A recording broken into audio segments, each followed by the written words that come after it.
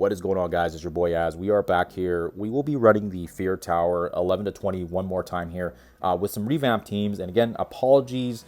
I did get some pre-recorded footage yesterday when we were on the road, but obviously there were some hiccups. So throw me a dislike here. I didn't mean to confuse anybody with some of the multiple lineups. But yeah, sometimes we are on the go here and trying to get this footage out here before the weekend's over, because I imagine when I start work on Monday, I imagine there's going to be a mountain of emails, and there's going to be quite a busy week for me. So I'm trying to get this footage out for you guys before my work week. But yeah, we're going to run this again here. We're going to use our Quicksilver team plus Spider-Man, playing a little bit of tribute to Spider-Man and Hulk here, because we did have them leveled up for the last breaker. And it makes a lot of sense here because he's just a high-speed team. Oh, also apologies. If you guys hear my kids in the background or if you hear my dog, they're also kind of running around here. So just, like I said, crazy day at home, but happy to be home. Everybody's happy. And also need to get back into the swing of things on the YouTube side as well here. So thank you again for your patience. And apologies again for all the hiccups and the hurdles along the way. Second team we'll use is our Immortal Weapons. I did have footage of using a Mephisto version as well, and I think that confused a lot of people, so my apologies again on that. For this particular video, we'll just stick with the full Immortals, so it's less confusing. Next, we'll use our Insidious 6, because they are a raid team. Actually, both those two are raid teams, so it's good to prioritize your raid teams if at all possible, if you can. Then we're going to try a new variation here featuring Hulk. I want to kind of play a little tribute for Spider-Man and Hulk just because of the movie and because we've used them in some of the Blade Towers as well. We're going to have Sentry, Odin, and Jeff and Emma in here. This opens up for our Apocalypse and our Mephisto to be flexible so you guys can use them elsewhere. We're going to use Apocalypse in our Xavier our mutant section that doesn't require Xavier if you have Apocalypse available. Next, we're going to use our Fantastic 3 plus our Null. And then finally, to finish things off, for the Cosmic, you can use the Thanos Endgame as well instead of Null if you want to save Null for a later section. But I think, like I said, I think I confused people with that, so apologies again.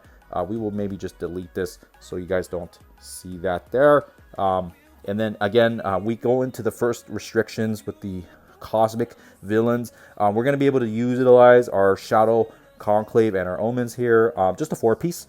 We've got a 4-piece with Shadow King with our Shadow, or basically the Shadows, I guess. Let's call them the Shadows because they're all Shadows.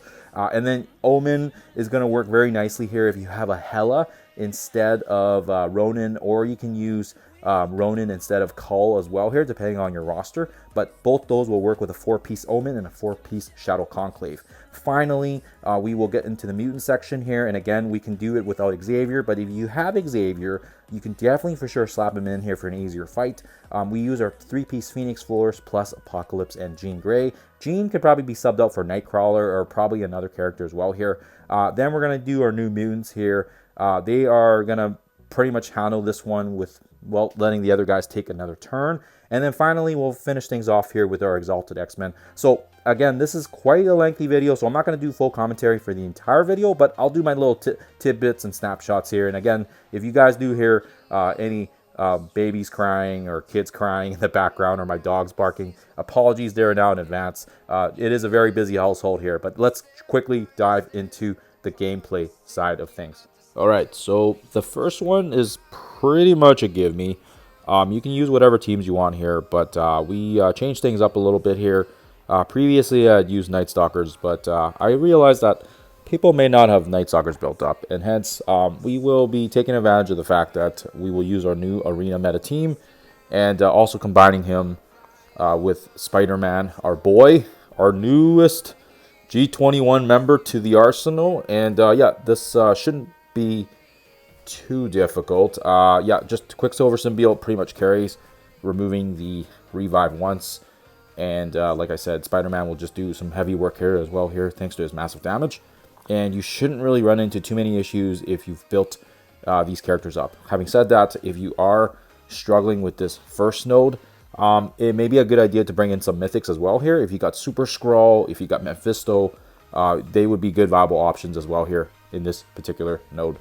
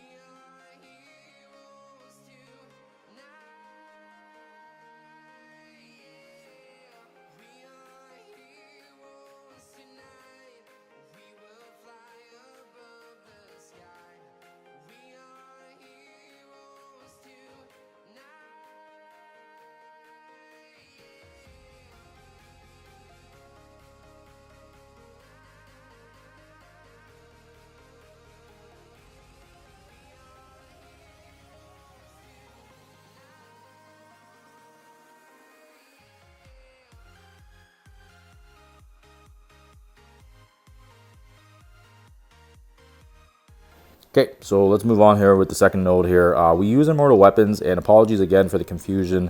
I had done some multiple runs on the previous video, again with Mephisto instead.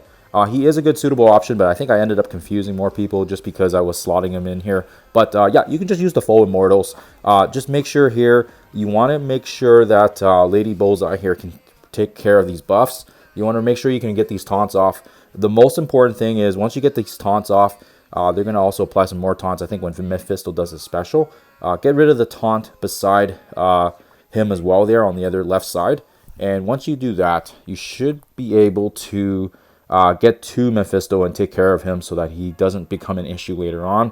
And yeah, it's just about control. Having full immortals weapons is also a raid team. So in a practical sense, this is a good team here to use if you guys have it, and they can cancel out Mephisto's bonus speed as well here. So this is why we used this particular team. And if you're running issues with the RNG side of things, like I said, you can use your own Mephisto. Mephisto himself will also make it pretty smooth and pretty easy for you guys on this one as well, and it shouldn't be too difficult. Hopefully you guys are able to see that here. Yeah, like I said, we'll have to get rid of these positives on this side as well here. You're just gonna have to be zipping around a little bit here, but once you get through the taunts and once you are able to get to that last bypassing all the taunts and get to Mephisto himself, we can start focusing the damage back on that left side so that we can get rid of him, because you do not want him getting any momentum. And yeah, he's just going to be an issue if you don't focus your attention on Mephisto, right? So just make sure you guys do that, and everything else pretty straightforward once you get rid of him. The team itself isn't too bad because the Winter Guard is a bit of a slower team, but we're able to rid ourselves of all their positives. And our team themselves is also very good with the controls, thanks to the stuns, thanks to the slows, thanks to the debuff removals, and the positives as well, that they're removing them off of their side.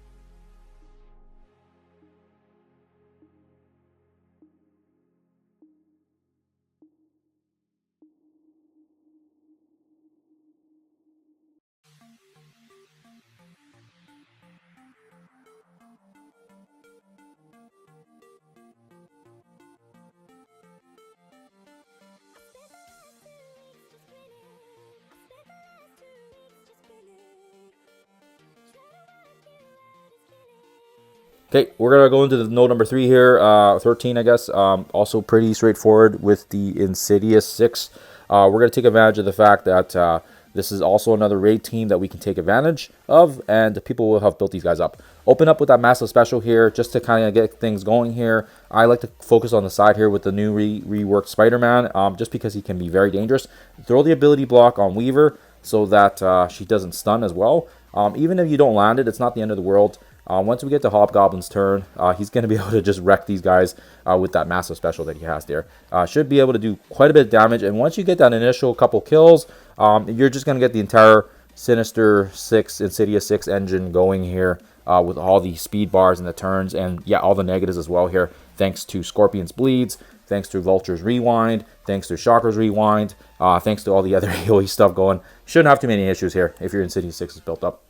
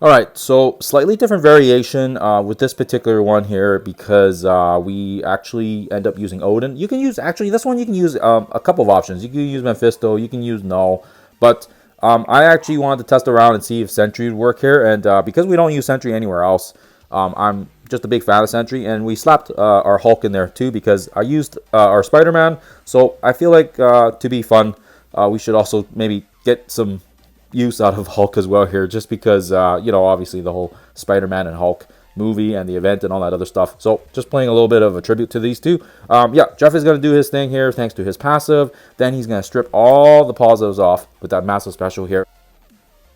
And once you do that, should be fairly straightforward. Odin's going to be Odin, right? He's just going to basically just laser these guys to death here. Shouldn't get into too many issues here.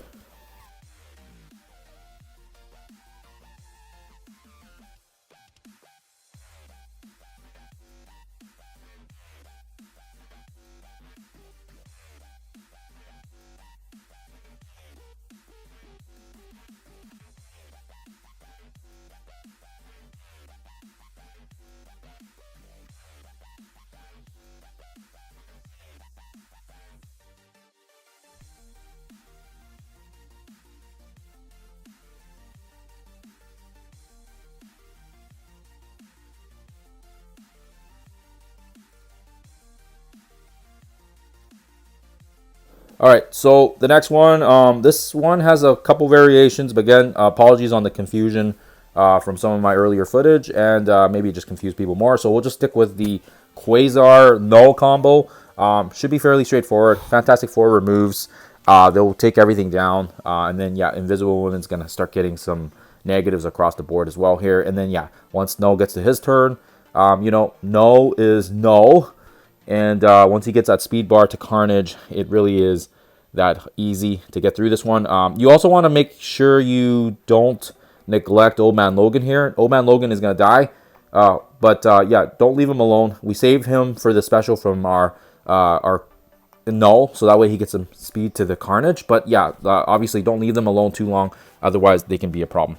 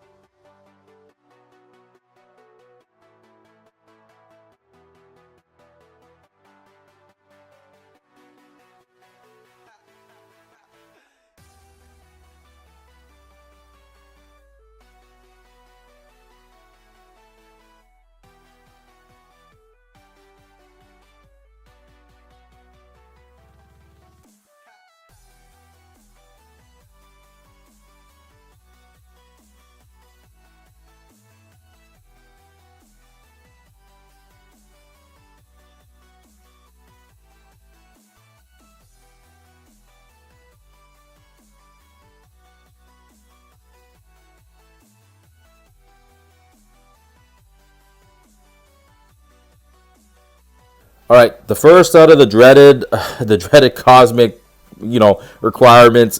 This one we run a 4-piece Shadow Conclave and G20 on our Thanos. Everybody else is about G19, and ultimately you want to make sure that you can get Shadow King on this particular one here. He's going to apply some really nice heals and some ability blocks as well for the team and the extra pings here. We want to make sure we can focus our attention on Jeff, and we're going to want to focus our attention on Super Skrull as well here. Probably the two most dangerous characters on the board here, so you want to make sure you can do that. Just going to do his thing here. That's okay. We had the offense down from Thanos earlier. We're going to get some heals back from High Evolutionary as well, thanks to his War passive that's activated. And and then you're going to take a couple of hits here. You're going to take a couple of blows. It's one of those things where you're just going to have to take your time with it, and shouldn't be an issue once you survive the onslaught of attacks. May just take a little bit of RNG as well. High Evolutionary is going to top our health off, do some good damage as well here, get some energy back to the team. Having Thanos in between these two is probably the best case scenario, just so we can spam Shadow King, and we can also spam High Evolutionary's abilities there. And other than that, the ability block from our Executioner kind of keeps all these guys at bay here. So you want to just make sure you can get the kills when you can here. Get rid of Jeff first. Shadow King does his ultimate. He's going to just strip everything down as well if there is any positives, and just get some more pings for us as well. And from that point on, fairly straightforward. Shouldn't run into too many issues, but may require some resets. I think this one I had to reset probably 2 or 3 times, but ultimately, if you know the strategy, it's fairly straightforward after that.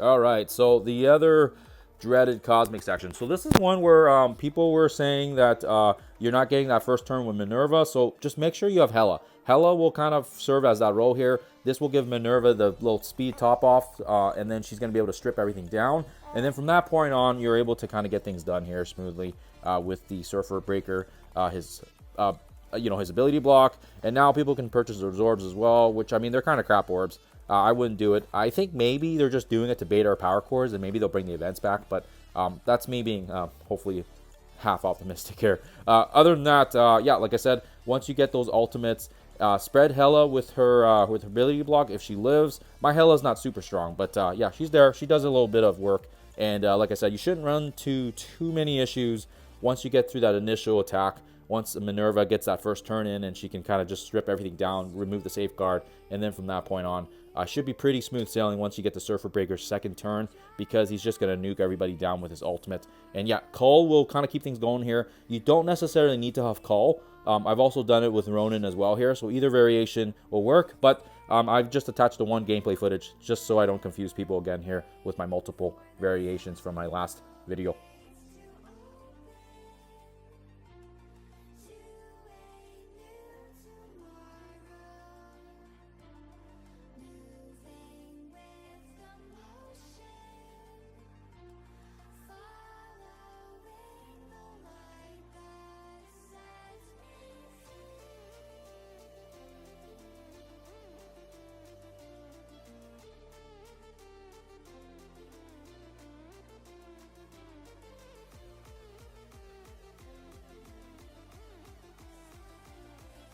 All right, so perhaps the most challenging node here, because we are trying to do this without Professor Xavier. If you have Professor Xavier, it will make it easy, but this is probably my most exciting node, just because with this particular tower, there wasn't really much of a challenge other than, if you have the teams built, they're not too much of a challenge. But this one I enjoyed because I always like to try to solve puzzles, and this one was kind of fun to do here. But anyways, I apologize because I did not have the attached footage from my last video, so apologies there. This is the one now that I meant to have, but obviously we were on the go and trying to get things all scrambled away here. I was not doing my due diligence, so my apologies again here. Feel free to give me a dislike. Feel free to ban me from the from your guys' YouTube list.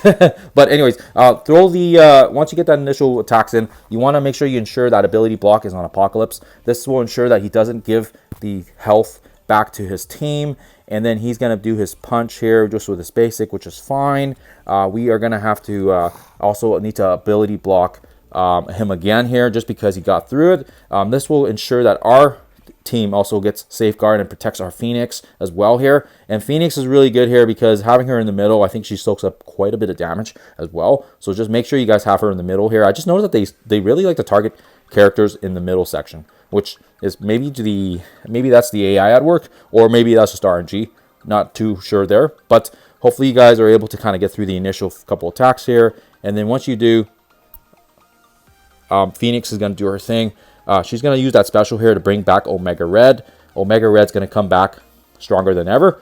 And yeah, like I said, Jean doesn't really do anything here, so you may be able to sub Jean out. I just liked her because of her speed. Mine's also G19 as well, so if you have some G20s on her, may also help as well here for extra damage. Magneto does this thing here, nuking the entire team down, which is great. And then, yeah, like I said, once we get rid of Hank, he's not going to be able to give any more health back to his team, so this is why we focus on Hank initially at the start as well. And once you are able to get through Hank, then Omega Red is going to do his thing. He's going to bypass all the damage here, get the bleeds, get the negatives, get the nice traumas as well.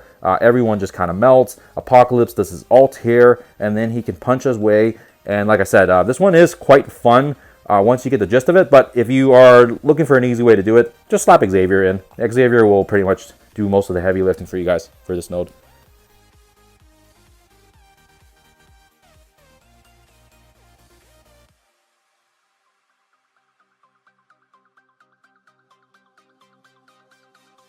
Right, so the second last node here, New Mutants plus Storm, you can pretty much have a minimally built, probably tier 18, tier 19 team. We did have some tier 18s last time, but we've since brought up some of these guys here, thanks to the Blade Tower, so courtesy of that.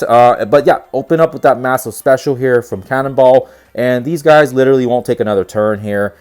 Just now with the turn meter on the bottom, you can kind of see where the turns are. So the last time we did this tower, we had to kind of guess a little bit on their speeds, but this time now we can see exactly who's going to go, who's going to take a turn. And so because of that, we can essentially ensure that not a single character on this team takes like even a turn, right? Or at least minimal turns yeah, just by watching the speed bar, right? Like I said, we'll throw the rewind here on Invisible Woman so that she doesn't take a turn here, because even her basic even at the basic level, she still hits pretty hard, but she's blinded, I guess. We'll throw the ability block on Franklin, because even if he's blinded, his ultimate will still hit, so that will get rid of that. Damon's going to take a turn here, but that's okay. He's blinded. We want him to take a turn because we knew he was blinded, which is fine. It was just going to miss. And then, yeah, from that point on, you can kind of watch the turn meters, but literally the whole point is build your charges for Storm. We can throw the stun on... we can throw it on Sue as well here, just because she's kind of dangerous on her own.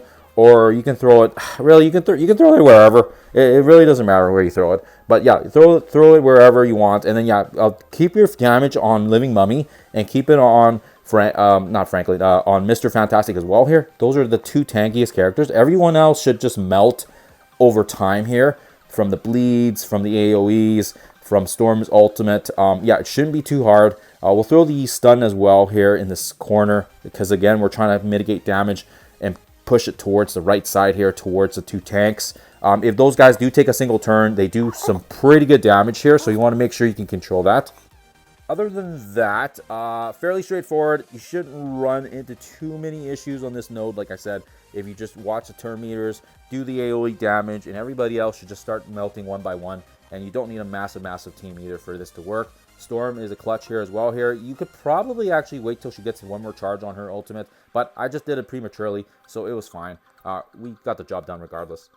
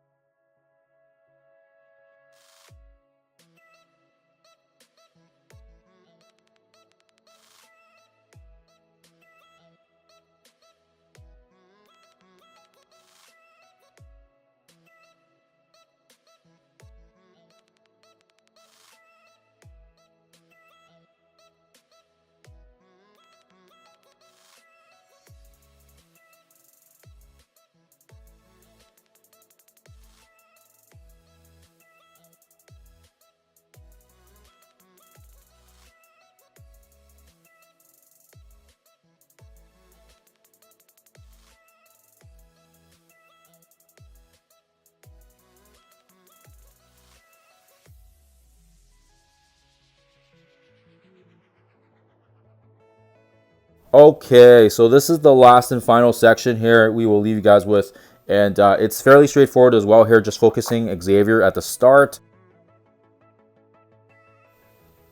Once you get rid of Xavier, once you take care of him, this node is a joke. The other characters will all just kind of get that ability block from Storm. But also some things to note here. When you do use your ultimate, Xavier's passive does cleanse a lot of the negatives. So this is where it's important. You want to make sure you're watching those ultimates. But first, before we can get to Xavier, first we need to get through some taunts. So we're going to wait till Phoenix can get her turn in because she has the safeguard. So there's nothing we can do about the safeguard. But we do have Old Man Logan here, and he is going to be able to throw that stun. We'll throw it on Colossus so we can strip it off. We'll get some AoE damage as well here. Okay, and then, yeah, Xavier's got some bleeds. Throw the attacks on him there, and he should be able to actually just bleed out here. So we got lucky here just with the turn and with the bleeds coming off as well. So this is good here, just basic with Old Man Logan. And he should be able to just take his turn and he should just melt. So once he's down, the node is very straightforward. Old Man Logan will just be Old Man Logan. He'll absolutely shred these guys, and you shouldn't have too many issues moving forward once you get past Xavier.